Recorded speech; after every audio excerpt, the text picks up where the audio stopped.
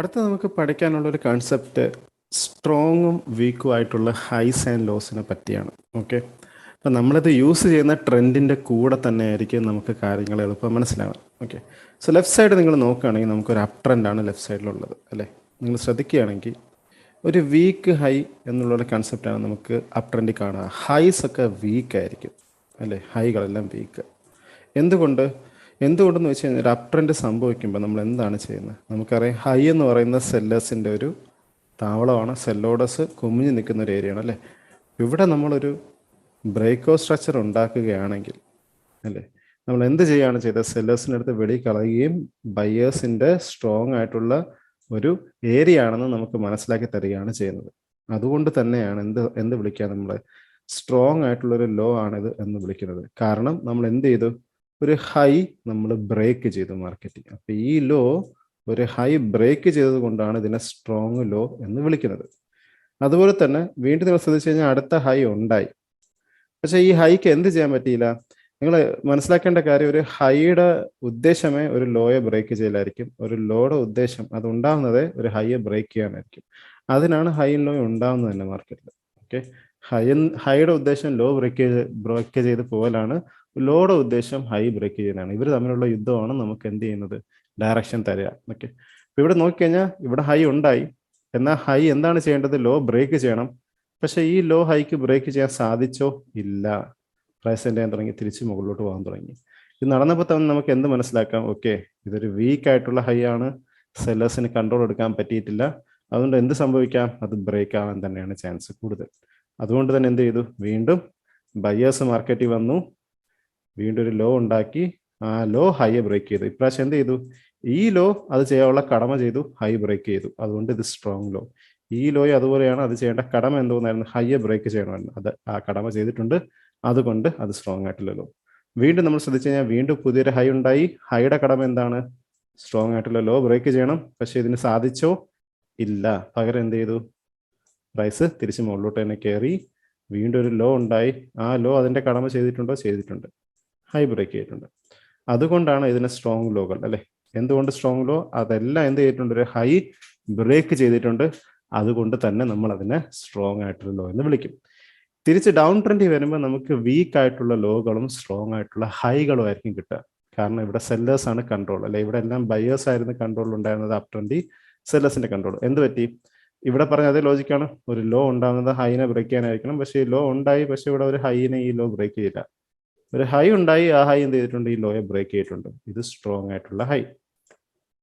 വീണ്ടും മാർക്കറ്റിൽ ലോ ഉണ്ടായി. പക്ഷെ ആ ലോയ്ക്ക് എന്ത് ചെയ്യാൻ പറ്റില്ല.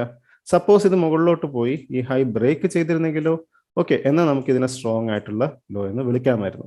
പക്ഷെ അത് അതിന്റെ കടമ ചെയ്തില്ല. മുകളിലോട്ട് പോയി, പക്ഷെ അതിന് ആ സ്ട്രോങ് ഹൈ ബ്രേക്ക് ചെയ്യാൻ പറ്റിയില്ല. വീണ്ടും ഒരു ഹൈ മാർക്കറ്റ് ഉണ്ടായി. അതെന്ത് ചെയ്തിട്ടുണ്ട്? അത് അതിന്റെ കടമ ചെയ്തു, ലോ ബ്രേക്ക് ചെയ്തിട്ടുണ്ട്.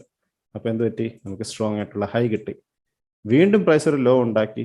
ആ ലോയ്ക്ക് ലാസ്റ്റ് സ്ട്രോങ് ആയിട്ടുള്ള ഹൈ ബ്രേക്ക് ചെയ്യാൻ സാധിച്ചില്ല അല്ലേ. അപ്പൊ അത് സ്ട്രോങ് അല്ല, ഇത് വീക്ക് ആയിരിക്കും. പ്രൈസ് എന്ത് ചെയ്തു?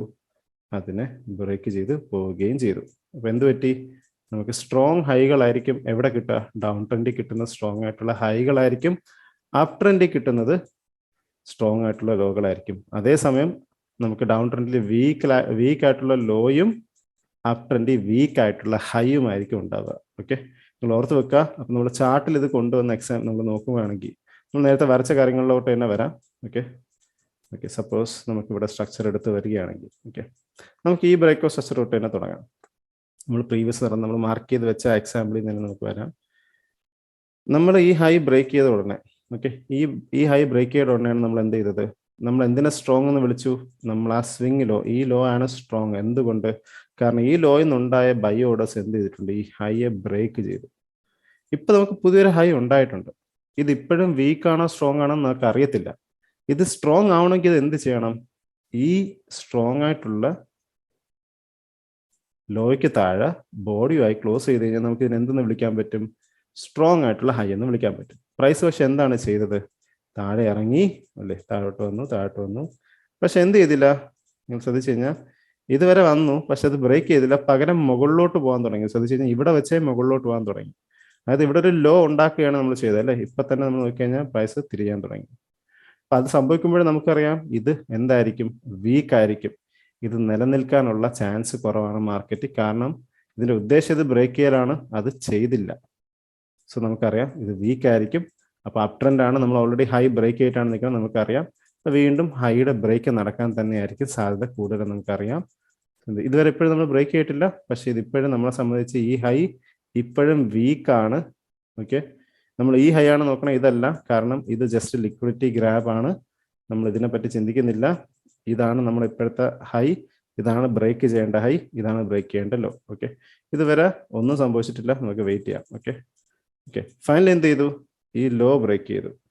ഈ ലോ ബ്രേക്ക് ചെയ്യുമ്പോൾ നമ്മൾ നോക്കുന്ന ഏത് ഹൈ ആണ് ലോ ബ്രേക്ക് ചെയ്തതെന്നാണ്. ഓക്കെ, സോ എപ്പോഴും ഹയസ്റ്റ് പോയിന്റ് ആയിരിക്കും. ഇവിടെ നിന്നല്ല ഇതിന്റെ ബ്രേക്ക് നടന്നത്, ആ ഹയസ്റ്റ് വിക്കാണ് നമുക്കറിയാം. കാരണം നമ്മൾ എങ്ങനെയാണ് നോക്കുന്നത്, ബ്രേക്ക് ആയ ബോഡിയും ക്യാൻഡിലും ഈ ബോക്സ് വരച്ച് കഴിഞ്ഞാൽ ഹയസ്റ്റ് പോയിന്റ് ആണ് നോക്കുക. അപ്പൊ ആ ക്യാൻഡിലിന്റെ വിക്കാണ് നമ്മളെ സംബന്ധിച്ച് സ്ട്രോങ്. അപ്പൊ നമുക്കിവിടെ എന്ത് കിട്ടി, സ്ട്രോങ് ആയിട്ടുള്ള ഒരു ഹൈ കിട്ടി. കാരണം ഈ സ്ട്രോങ് ആയിട്ടുള്ള ഹൈ ആണ് എന്ത് ചെയ്തത്, ലാസ്റ്റ് സ്ട്രോങ് ആയിട്ടുള്ള ലോ ബ്രേക്ക് ചെയ്തത്. അതുകൊണ്ട് ഇത് സ്ട്രോങ് ആയിട്ടുള്ള ഹൈ.